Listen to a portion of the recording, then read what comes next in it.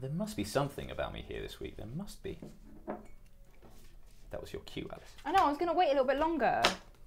You can't say that was your cue, Alice. I know where my cue is. I'm reading the screen. I didn't realise you were reading the screen. I was focused on my part. I know, you're too into it. But yes. did you not think you should come in a little bit sooner? Okay, I can come in sooner. I can come in sooner. I mean, we'll see how it goes. We'll see how it goes. Right. I'll come in sooner. It's only a suggestion. No, it's fine. I'm just concerned about the pace, that's all.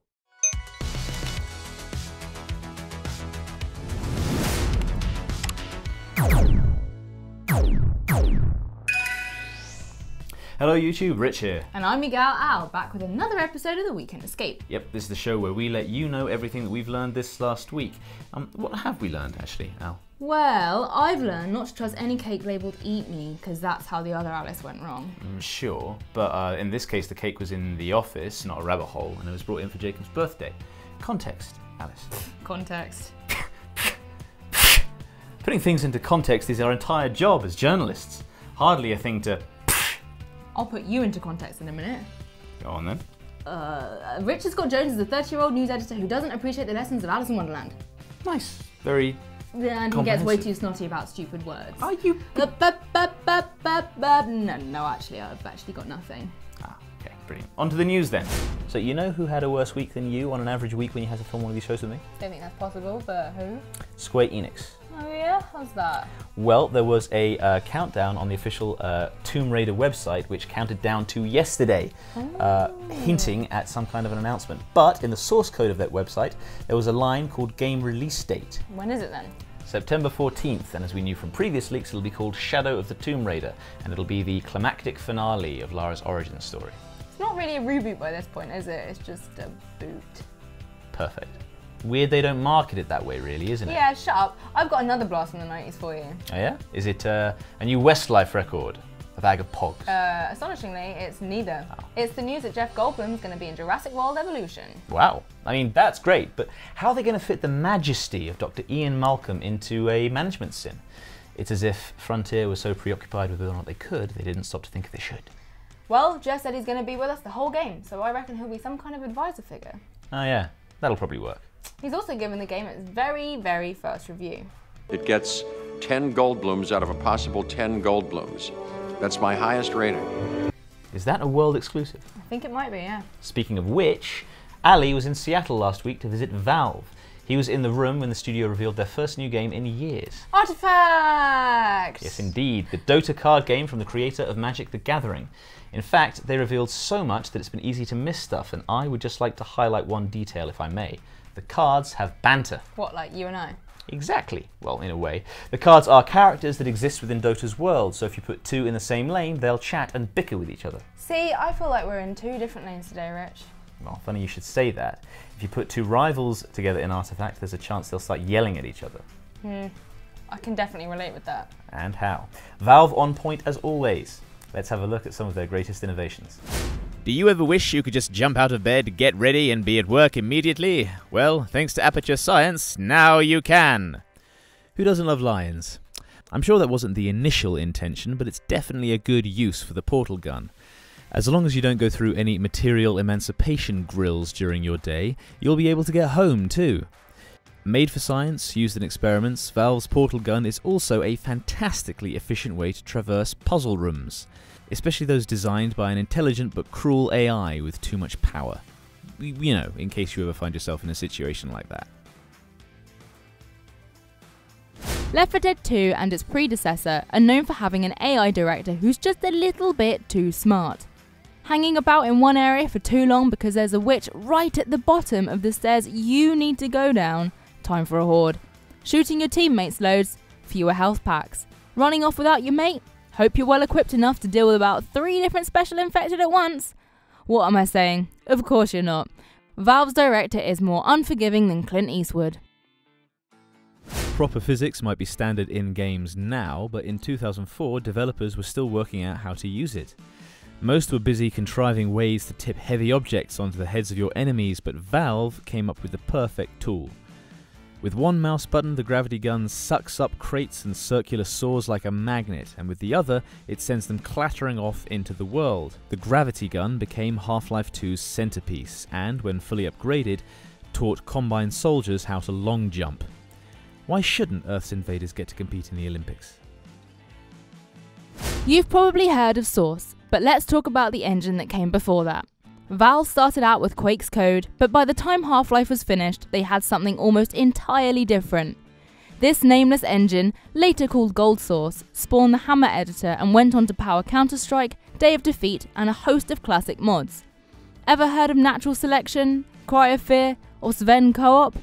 The fact that all three have now become highly rated standalone games on Steam tells you all you need to know.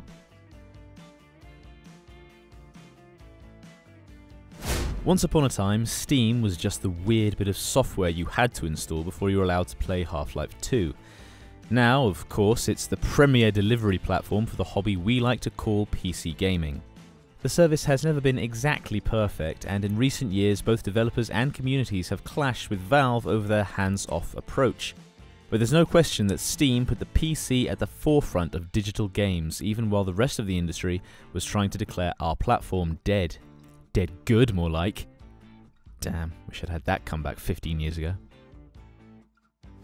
And now it's time for us to tell you what's going cheap on Steam. Do we have a little something for everybody this week? A little something for most, yeah. Take us away, Rich. Okie dokie. Endless Space 2 is up first. It's got a magnificent 50% off until March 19th. What a barg. Barg. Have you ever said that before? Have I mentioned that it makes me nauseous? Whatevs. Have you turned into a teenager this week? Says Mr. Babyface over here. Rich, tell the people about Endless Space 2. This show gets weirder every week. Alright, Endless Space 2 is described as a strategic space opera set in a mysterious universe. It's one of those lovely big 4X games set among the stars. What more could you possibly want? Wolfenstein 2, the new Colossus, maybe? I mean, they're both very good games, but there's not quite as much space in Wolf 2. No, but it is also on sale with 50% off, so it's relevant. Fair. Wolfenstein is an FPS brought to you by Machine Games and Bethesda. It's been received relatively well, especially by people in the office, and it's set in an alternate America during the 60s. Plus, you get to kill Nazis. It's a pretty incredible game. Tough, though. You know what else is tough? No, what? I assume this is a segue. The puzzles in Cube 2. Yeah, you were right, it's a segue. Where you have to use, you guessed it, cubes to solve puzzles. It's a lovely indie game that's not too dissimilar to Portal, and could even be the answer to the lack of Portal 3. So you're saying, instead of waiting for Portal 3, which we have to admit it will sadly never come out, it's time we all move past it, to play Cube 2 instead, to sate that hunger. Well, that's what I've been doing. Anyway, what did you think of the sale this week? I thought they were very good, well-rounded choices, but I do notice we haven't come to Total War yet, so I assume that's coming up next. We'll get there if we get there. What do you mean, if? Anyone got a pen? Can I make some changes to the script? No, Rich, if you start writing the script, you're going to make a lot of people bored. Make a lot more people happy. I suppose the historical games remind you of the good old days, don't they? Hey, come on, I'm not that old. Only old people like patch notes as much as you do. Well, debatable. Let's find out.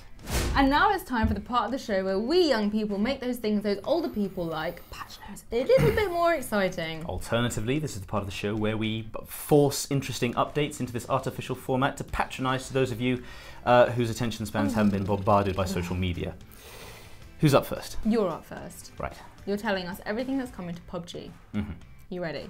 Yes. 3, 2, 1, go. Emotes, achievements, voice chat in the main menu are all finally coming. There's better optimization. Limb and vehicle penetration is not coming though. That's been pushed back. And there was one other thing which I've forgotten. But achievements. You did amazingly. Achievements. You did incredibly well. Did I say achievements? You've said it about 4 times now. Well, now I have. Definitely achievements. I swear there was something else. Anyway, we move on. What are you giving me? Your turn. Fortnite, version Yes. 3.3, I believe. In 3, 2, 1. Okay, you're looking at the window. So supply llamas around the Battle Royale map, remote explosive, blitz, a new 15-minute mode, St. Patrick's Day requests for Save the World mode, Shamrock themed Outlander outfits, stairs now rotate only when you want them that was to. a little bit early actually, but still. Good. Well, the people are now informed. You want me to fail? I always want you to fail. This is the format. It's competitive. There must be something about me here. There must be. What are you doing, Rich? Nothing. It's comments now, isn't it? Yeah, you know how this show works. What were you mumbling about a minute ago? Well, if it's comments, then, you know, it's tradition. First thing is surely a complimentary comment about me, right? Actually, no. This week is about dinosaurs, but you're actually about as old as a dinosaur, right? So we could pretend. Ouch.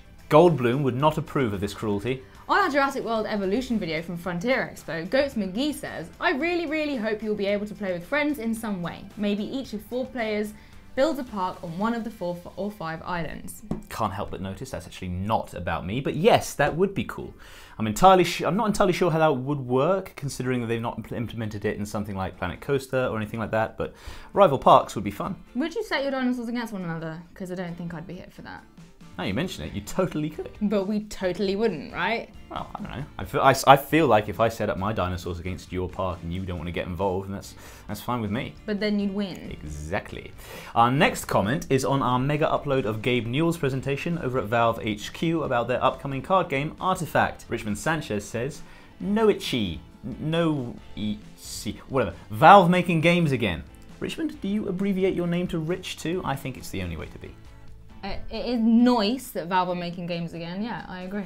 What does that word mean? On paper it looks like no ice, but without the space. Nice, Grandad. It's like so nice, it's nice. I am not following, I'm not sure I want to. When do you ever? And our final comment is from last week's episode where CJ Bale says, Alice will get an Oscar for just being the most determined to get an Oscar. Nice one, CJ. I really appreciate my fans.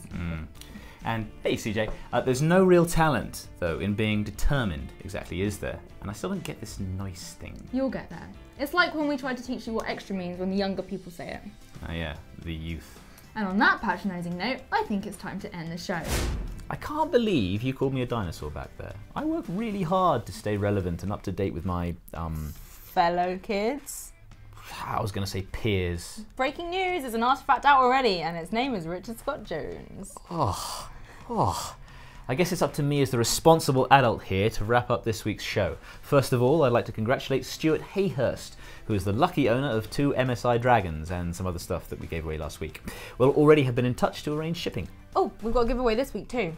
You could win The Hunt for Gabriel Angelos, which is the Dawn of War 3 graphic novel, as well as the collector's edition of Party Brawler, Domiverse. Click the link below for instructions on how to enter. And while you're there, you might also spot a giveaway for Stormworks, the Coast Guard game about building rescue vehicles. It's a little charmer, that one. There we go. We've got through that without too much Valve-style banter. Yeah. Although, I suppose if I really were a dinosaur, I'd be Don't you say it. Don't make the Bantosaurus joke. Goodbye, everyone. Leave while you can. Velociraptor. Goodbye, everyone.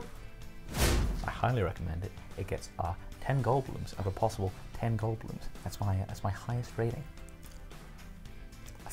I love Jeff Goldblum. Sorry, I had to do an impression. Okay. Scroll back a little bit. I genuinely thought that was part of the script. No, it's not. Jeff Goldblum's going to be in there. No, it doesn't need to go back that far.